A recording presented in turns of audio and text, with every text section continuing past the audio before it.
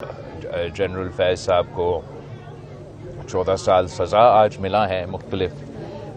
जुराइम के मुताबिक। जहाँ तक मुझे अंदाज़ा है शायद मज़ीद तहकीकात और इन्वेस्टिगेशंस या ट्रायल्स होने हैं। मेरे सियासी ज़िंदगी में दो ऐसे लोग थे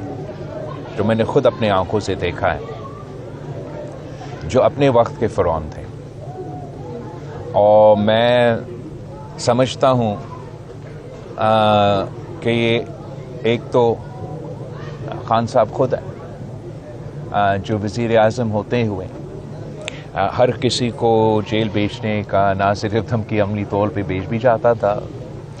और वो ताकत का नशा में पता नहीं क्या क्या धमकियाँ देता था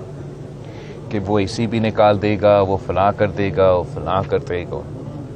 उन्होंने ये हमारी सियासत में एक बार फिर एक बुरी रवायत डाली थी कि ना सिर्फ कि जो सियासी हरीफ है, मगर उन सियासी हरीफ, उन सियासी मुखालिफ के जो घर के औरतें हैं, ख़वातीन हैं,